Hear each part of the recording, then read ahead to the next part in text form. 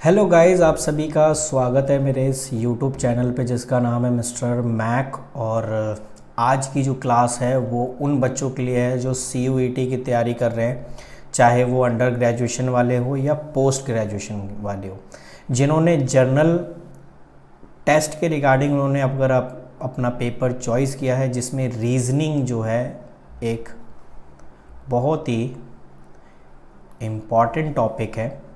तो उसको मैं जो है आने वाले लेक्चर्स में कंप्लीट करवाऊंगा और आपको मैं ये श्योरिटी दूंगा कि आपको जो भी चीज़ मैं यहाँ कराऊंगा वो सारे एग्ज़ाम के पॉइंट ऑफ व्यू से वेरी इंपॉर्टेंट होंगे।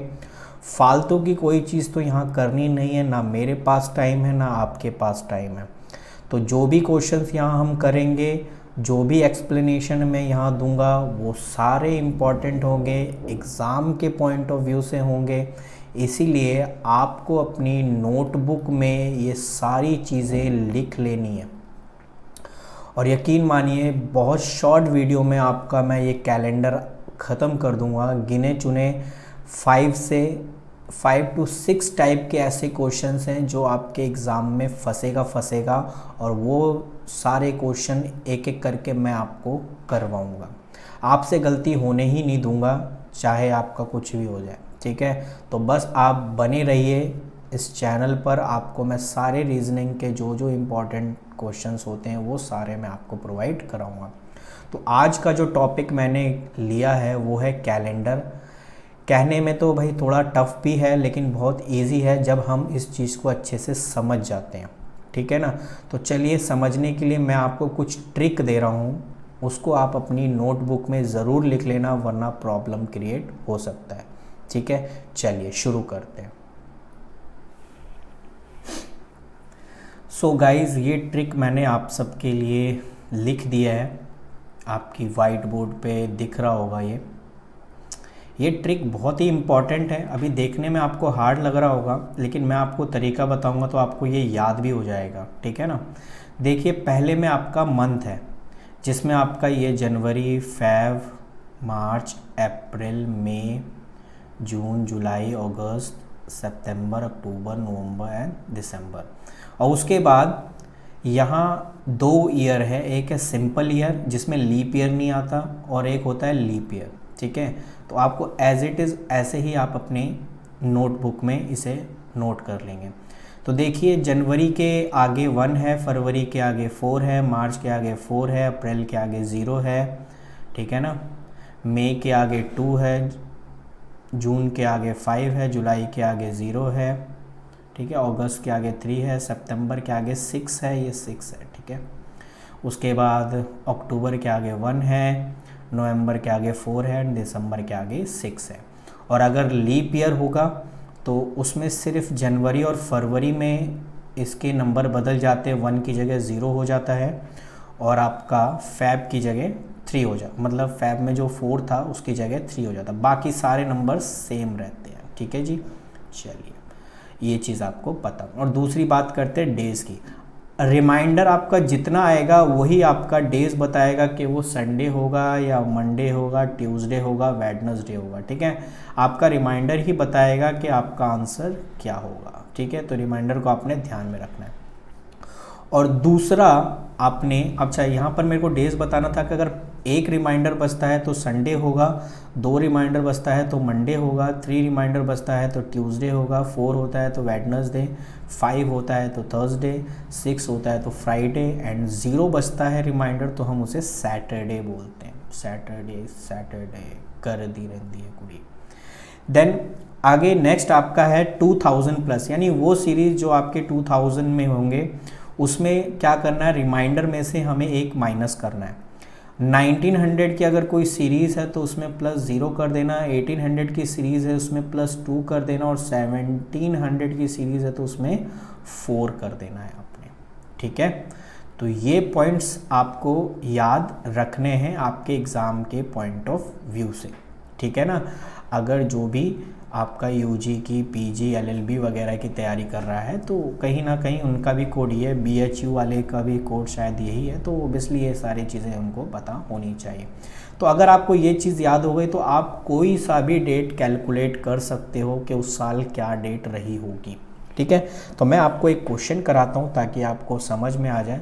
तब तक के लिए मैं इसको दूसरे पेज पे ला देता हूँ और क्वेश्चन मैं भी आपको लिख देता हूँ। आपके सामने एक डेट लिखा है मैंने 24 जून 1857। बताइए इस दिन कौन सा डे होगा। पहले टाइप का क्वेश्चन ये है, बड़ा सिंपल। तो क्या करना है, सबसे पहले इस पहला स्टेप जो है आपको 24 को 7 से डिवाइड करना है। ठीक है, तो 24 को 7 से डिवाइड करेंगे तो कितना होगा, 7 दूनी 14, 7 तिये 21। तो बताइए रिमाइंडर कितना बचा। आपने रिमाइंडर पे फोकस करना है, रिमाइंडर बचा 3। ठीक है, क्योंकि 7 तिये 21 बचा 3। अब दूसरा आपने कोड लगाना है जून का। ठीक है, तो जैसा कि हमने यहाँ पे जून का कोड है, ये रहा आपका जून का कोड आपका है 5। तो आपने यहाँ पर प्लस कर देना है जी 5। ठीक है, यानी सेकंड स्टेप जो होता है वो आपका मंथ का कोड होता है। ठीक है, जो कि आपका है 5। ठीक है, उसके बाद क्या करना पड़ता है, उसके बाद आप इस साल पे आ जाइए। ठीक है, ओके। अब साल में देखिए लास्ट के 2 डिजिट क्या है, 57। तो 57 को पहले आपने क्या करना है, जो ईयर वाला जो लास्ट डिजिट होता है उसको आप, जैसे कि आपका था ना 1857, उसमें ये जो 2 डिजिट बात किए इसको 7 से डिवाइड कर देना, ओनली 2 डिजिट, इस 2 डिजिट को। तो अगर आप 7 से डिवाइड करेंगे तो रिमाइंडर कितना बचेगा, तो आपको पता है 7 8 जा 56 होता है, तो रिमाइंडर बचेगा आपका 1। ठीक है, 7 8 56, रिमाइंडर बचा 1। अब दूसरा ये भी चेक करना है कि 1857 में टोटल कितने लीप ईयर आए हुए हैं, हमें लीप ईयर पे भी फोकस करना है। तो यानी चौथा स्टेप हो गया ये चेक करना कि वो लीप ईयर है या नहीं, या कितने लीप ईयर निकल चुके हैं। तो आप क्या करना है, 57 को 4 से डिवाइड कर देना है। 4 से डिवाइड करेंगे तो 4 1 जा 4, बचा 1 7, और आप 4 चौक 16। ठीक है, 16 देन 1। आपको ये नहीं लेना, आपने ये वाला लेना है, यानी कि दिस 14। ठीक है, 14 लेना है, यानी कितने लीप ईयर निकल चुके हैं। तो 14 लीप ईयर ऑलरेडी हो चुके हैं, तो हम इसमें प्लस कर देंगे। तो आप इन सब को टोटल जोड़ेंगे तो बनेगा आपका 57 बनेगा, सॉरी यह बनेगा, सॉरी मैं टोटल जोड़ रहा था ना 57 को, तो मैंने कट दिया। आप इसे जोड़ोगे तो 5 3 8 और 1 9, और 9 और 14 हो गया आपके 23। फिर 23 को 7 से क्या कर लीजिए, डिवाइड कर लीजिए। ठीक है, 7 से डिवाइड करेंगे तो 7 तिये 21 बचेगा, 7 तिये 21, यानी रिमाइंडर बचा आपका 2, क्योंकि 21 तो हो गया, बचा 2। अब आपको दूसरा ये देखना है ये साल कौन सा है, 1800 का साल है। तो आपको मैंने यहाँ पर एक ट्रिक बताई थी, अगर 2000, 1900, 1800 और 1700 के ईयर है तो आपको ये 1800 का ईयर दिखाई दे रहा है, जिसमें मैंने बोला है रिमाइंडर में 2 प्लस कर दीजिए। तो आपने भी क्या करना है, आपने यहाँ रिमाइंडर में प्लस में क्या कर देना है, 2, यानी टोटल हो गया आपका 4। अब आप चेक करिए कि 4 नंबर पे क्या आता है। 4 नंबर पे आपका होता है वेडनेसडे। तो आपका जो आंसर सिंपल सा हो गया वो है वेडनेसडे, यानी 24 जून 1857 को आपका जो डे होगा वो वेडनेसडे होगा। ठीक है, चलिए आई होप आपको ये चीज़ समझ में आई होगी। ये आपका पॉइंट 1 है, यानी पहले टाइप का क्वेश्चन है। वापस से मैं अगर आपको ये बताऊं कि ये जो मैंने मंथ का लिखा है जनवरी फरवरी, उसके लिए मैंने सिंपल ईयर और ये जो नंबर लिखे हैं ना, आप इसको याद कैसे करेंगे, मैंने कैसे याद किया है वो मैं आपको बता देता हूँ, आप भी उसी हिसाब से याद करो तो बढ़िया है। देखो 144 12 का स्क्वायर है, फिर उसके बाद 0, फिर 5 का स्क्वायर, फिर उसके बाद 0, ठीक है ना, और उसके बाद फिर 36 मीन्स 6 का स्क्वायर, ठीक है, और फिर बीच में कोई 0 नहीं है, और फिर 12 के स्क्वायर में प्लस कर देना है 2, हो गया भाई। 12 का स्क्वायर 144, उसके बाद फिर बीच में 0, 5 का स्क्वायर 25, फिर उसके बीच में 0, 6 का स्क्वायर 36, फिर इसमें कोई ज़ीरो है ही नहीं तो इसलिए मैंने कोई ज़ीरो लगाया नहीं। और 12 का स्कोर कितना होता है 144, उसमें 2 जोड़ दीजिए तो आपका आ गया 146। देखिए बन गया पूरा सिंपल सा, है ना। और दूसरा आपको ये पता करना हो कि साल कौन से का है। अगर 2000 है तो +1, ठीक है। और आप एक कम करते जाइए, सॉरी मैंने अब यहाँ पे लिखा है 2000 रिमाइंडर में -1 नॉट +1, सॉरी। 2000 की सीरीज़ होगी तो रिमाइंडर में से आपने 1 माइनस करना है, फिर 2 का डिफरेंस लेना है, -1 पे अगला क्या आ जाता है 0 देन 1, है ना। देखिए -1 से अगर 19 की सीरीज़ है, 1900 की सीरीज़ है तो 0, फिर 1800 की सीरीज़ है तो 2, और उसके बाद 1700 की सीरीज़ है तो 4। तो आप याद रखना ये 4 साल में से ही क्वेश्चन पेपर में पूछता है, 16, 15 वो नहीं पूछेगा, मैं पहले ही बता रहा हूँ। इसलिए इतना ज़्यादा याद रखने की भी ज़रूरत नहीं है, ठीक है। आपसे इन्हीं 4 ईयर में से ही क्वेश्चंस पूछेंगे मोस्टली। सबसे ज़्यादा 99% चांसेस जो हैं वो इस साल 2000 और इसमें से हैं, ठीक है। 1% इसका मान लेते हैं, चलिए इन दोनों में से ही पूछेगा। तो आपको बस ये याद होना चाहिए, अगर 2000 की सीरीज़ है तो रिमाइंडर में से -1, और 1900 की सीरीज़ है तो 0, और 1800 की सीरीज़ है तो 0 में 2 प्लस कर दीजिए तो +2, एंड उसमें 2 और प्लस करोगे तो 1700 की सीरीज़ में +4। तो ये पॉइंट्स आपको मुझे बताना ज़रूरी था। आई होप आपको ये चीज़ समझ में आ गई होगी। तो आपको ये पहले टाइप का क्वेश्चन समझ में आ गया। अब सेकंड टाइप का क्वेश्चन हम करते हैं। देखिए सेकंड टाइप का क्वेश्चन थोड़ा सा और बढ़ गया, ठीक है। इसमें क्वेश्चन में क्या लिखा है सेकंड टाइप का क्वेश्चन, कि अगर कह रहा है 11 जुलाई 1961 को आपका जो डे था वो मंडे था, तो बताइए 28 नवंबर 1931 में कौन सा डे होगा। तो हम क्या करेंगे, दोनों का हम यानी 11 जुलाई 1961 और आपका 28 नवंबर 1931, इन दोनों का पहले हम ये चेक कर लेते हैं एग्जैक्ट मंडे था या नहीं था। मतलब इसने बोल तो दिया कि 11 जुलाई 1961 मंडे था, तो हम ये चेक कर लें कि मंडे एग्जैक्ट में था, ये ऐसे ही हवे में बात कर रहा है। अगर ये सही बात कर रहा हो तो इसका मतलब इसका जो आंसर होगा वो भी सही होगा। अगर ये इसने पीछे नंबर लिए हैं तो हमें भी अपने इस आंसर में पीछे लेना पड़ेगा नंबर, ठीक है। तो पहले चलिए चेक कर लेते हैं। चेक करने में क्या जा रहा है, तो 11 जुलाई है ना। 11 जुलाई को 7 से डिवाइड करेंगे तो रिमाइंडर कितना बचेगा 4।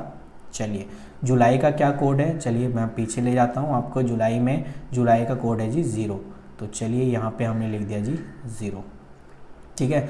और दूसरा अब बात करते हैं 61 की। 61 को अगर हम 7 से डिवाइड करेंगे तो कितना रिमाइंडर बचेगा, तो अगर हम 7 से डिवाइड करें तो 7 दूनी 14, 7 21, 7 चौक 28, 7 अट्ठे 56, ठीक है 56। तो इसका मतलब आपका रिमाइंडर कितना बचा 5, है ना।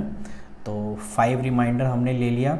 और दूसरा ये चेक करना है कि टोटल 61 में कितने लीप ईयर है। तो हमें क्या करना पड़ेगा, 61 को 4 से डिवाइड करना पड़ेगा। 4 1 जा 4, बचा 2 देन 1, और 4 पंचे 20, ठीक है।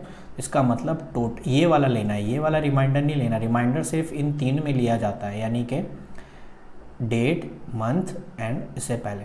अब हमने यहाँ लेना है 15, यानी कितने टोटल 15 ऐसे ईयर इसमें देख सकते हैं जिसमें आपका लीप ईयर आए। तो चलिए उसके बाद हमारा काम क्या है, इन सबको जोड़ देना। 15 5 20, और 20 4 24, ठीक है। और 24 को अगर हम 7 से डिवाइड करेंगे तो आपका 7 3 21, है ना। 7 3 21, तो बताइए रिमाइंडर कितना बचा। 7 3 21, तो रिमाइंडर बचा आपका 3, ठीक है। ओके ये हो गया। और अगर ये 19 की सीरीज़ है, देखिए 19 की सीरीज़ है तो आपको इसमें कुछ नहीं करना, +0 करना, और मत करो तो भी चलेगा।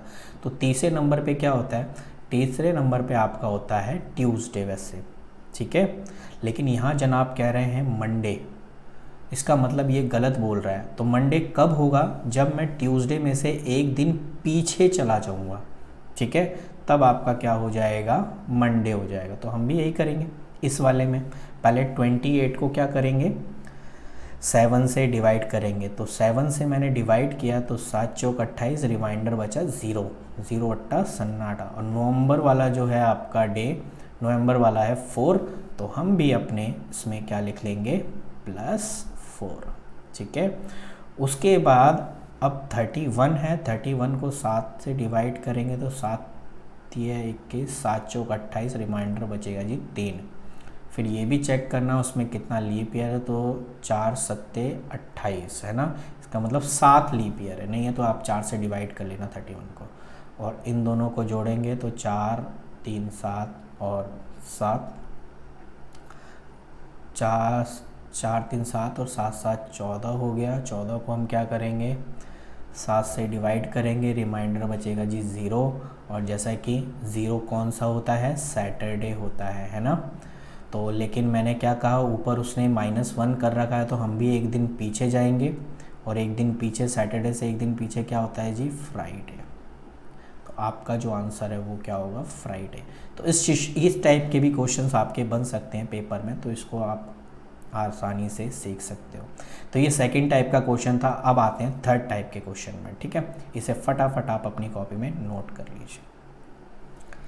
ये आपका तीसरे टाइप का क्वेश्चन है, और ये आपसे मोस्टली है कि पिछले साल ड्यू एलएलबी में ये पूछा गया था, ठीक है। खैर ऐसा क्वेश्चन पूछा गया था, सेम नहीं पूछा गया था, उसका आंसर भी वेडनेसडे ही था, बट वो क्वेश्चन अलग था, आप एक बार जाके देख लीजिए, ठीक है। अब इस टाइप के क्वेश्चंस को दो तरीके से कर सकते हैं। मैंने एक टीचर की वीडियो देखी, और उसने क्या किया, पहले तो इनको पूरा सॉल्व किया, जैसे मैंने अभी इसे आपको पीछे सॉल्व किया था इस तरीके से, दोनों डेट का, और फिर उसने जो है कंपैरिजन किया। तो आप ऐसे भी कर सकते हो, जैसा मैंने इसे पीछे के पॉइंट्स में कराया था कि पहले इसका निकाल लो, इसका निकाल लो, लेकिन एग्ज़ाम में इतना टाइम कहाँ होता है, ये भी तो पता है ना आपको, टाइम तो जाएगा ही जाएगा ना। तो अब यहाँ पर क्या है, आप देखिए कि यहाँ पर 10 जून है और यहाँ पर भी 10 जून है। इसका मतलब है इसको यहाँ पे एक ट्रिक इस्तेमाल करनी पड़ेगी। ट्रिक क्या कहता है, अगर आपका सेम डे है, same day and same time, मतलब सेम मंथ होगा, तो हम क्या करते हैं, सिर्फ ईयर की बात करते हैं, ठीक है, ईयर की बात करते हैं। तो ईयर की बात करें तो ये बताइए हमें पीछे, आप पीछे जाना है या आगे, यानी हमसे 10 जून 1921 में वेडनेसडे, तो हमसे आगे का पूछ रहा है। तो आगे का पूछ रहा है ना, तो आप क्या करना, आप बस ईयर में से माइनस कर दें, यानी 1925 में से 1921 माइनस कर दो, ठीक है। यानी आप इन दो में से माइनस करो, कितना बचेगा जी, 4 बचेगा, ठीक है जी, 4 बच गया, ओके गुड। अब ये जो 4 बचा है, जैसा कि मैंने आपको बोला था, अब ये चेक करना है कि लीप ईयर इसमें है कि नहीं है, आपको ये भी चेक करना। तो आप देखिए 1925 और 1921 में आपको पता है 2024 एक ऐसा है जो लीप ईयर हो सकता है, क्योंकि ये 4 से कट जाएगा। तो इसका मतलब है 2021 से लेके 25 में सिर्फ एक ही लीप ईयर है ना। तो ये आपका जी हो गया 5, ठीक है। अब आप देख लो, अगर ये रिमाइंडर है, ठीक है ना, इसको क्या बोलेंगे हम, रिमाइंडर, और जितना रिमाइंडर आएगा उतना ही आपने आगे जाना है। तो इसका मतलब है 1921 में अगर वेडनेसडे था, तो वेडनेसडे में +5 जोड़ दीजिए, ठीक है, और +5 जोड़ दीजिएगा तो आपका क्या आ जाएगा जी, मंडे। क्योंकि हमें पता है, स्टार्टिंग में ही हमने देखा है कि देखिए वेडनेसडे था, इसमें 5 जोड़ दिए, 1 2 3, देन वापस 1 पे आ गए, फिर 2 पे आ गए, ठीक है। चलिए, तो इस चीज़ को आपने ध्यान से समझना था। अब देखो बहुत इजी सा क्वेश्चन हो गया ये वाला, कि सिर्फ हमने इन्हीं चीज़ों में निपटा दिया है ना, रिमाइंडर में। तो इस टाइप के क्वेश्चन ज़्यादा चांसेस है आने के। तो ये थर्ड टाइप का क्वेश्चन जो आपसे पूछ सकता है, तो उस चीज़ को आपने ध्यान से करना है, ठीक है।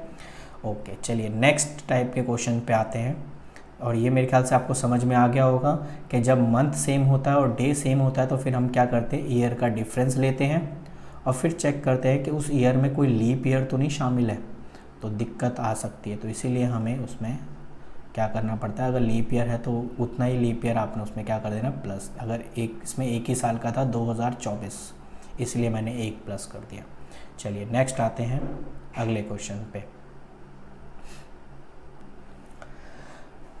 तो जी ये आपका 4 टाइप का क्वेश्चन है, जो कि रीजनिंग के का हिसाब से देखा जाए तो ये थोड़ा घुमाने वाला क्वेश्चन होता है, लेकिन आपने घूमना नहीं है, ठीक है। क्वेश्चंस क्या कह रहा है 3 day before yesterday is Monday, ठीक है। यस्टरडे से 3 दिन पहले मंडे था, तो बताइए 3 डे आफ्टर टुमारो क्या होगा, यानी आने वाले कल के बाद से आप 3 दिन, मतलब बड़ा अजीब सा है ना। तो ऐसे क्वेश्चंस को आप कैसे कर सकते हैं, तो आपने इस तरीके से YTNT, वाई मतलब yesterday, T for tomorrow and sorry yesterday, today and tomorrow, ये YTT है ना, नाम सुना सुना सा है। ओके, आप इस तरीके से इसे बना लीजिए और उसके बाद जैसे क्वेश्चंस में बोला जाए वैसे आप इसमें फॉलो करिए। कह रहा है बिफोर यस्टरडे, ठीक है, यस्टरडे से 3 दिन पहले, 1 दिन, 2 दिन और 3 दिन, क्या था, मंडे। और फिर कह रहा है बताइए टुमारो से 3 दिन बाद क्या होगा, ये टुमारो है, इससे 3 दिन पहले, इससे 3 दिन पहले यानी 1, 2 और 3। देखो बड़ा इजी हो गया ना।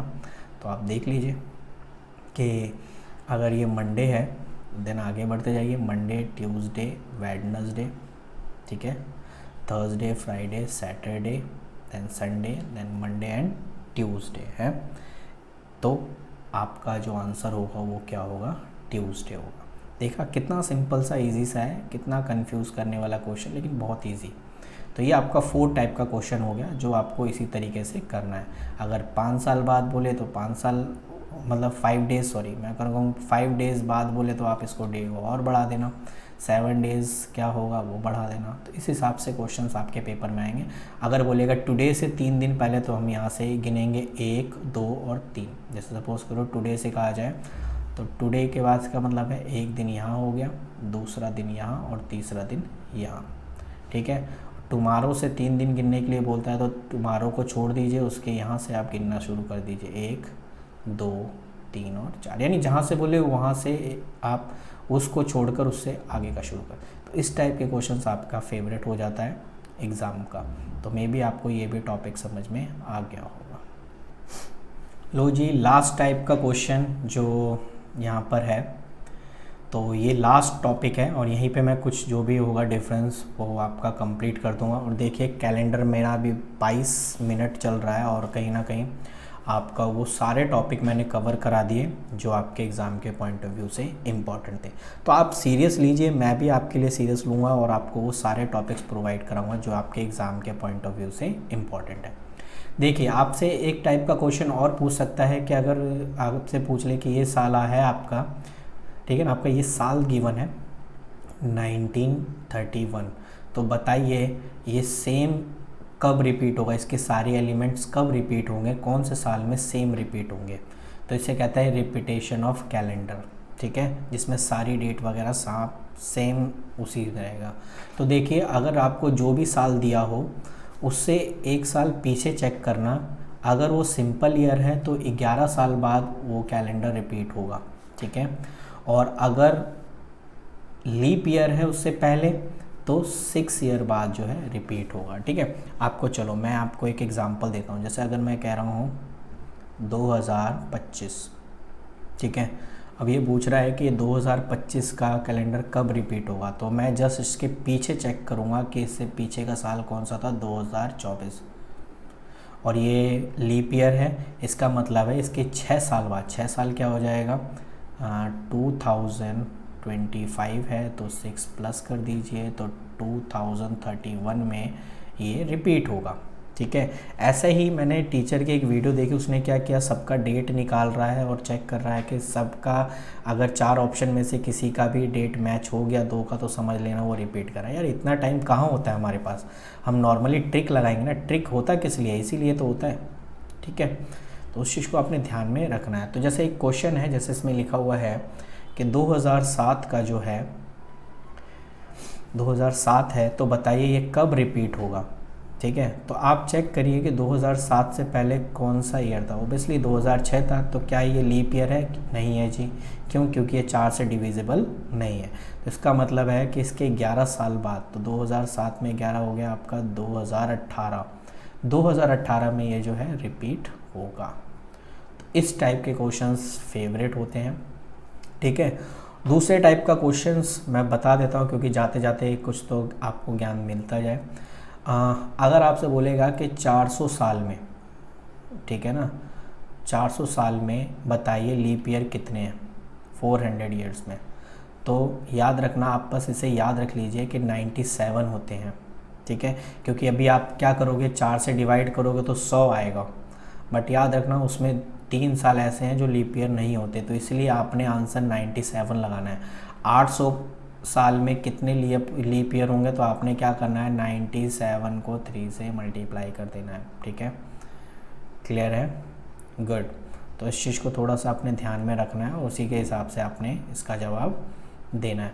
आप 100 मत कर देना, 4 से डिवाइड किया देन फिर इसका मतलब है 100 ऐसे होंगे, नहीं 97, ठीक है, गुड।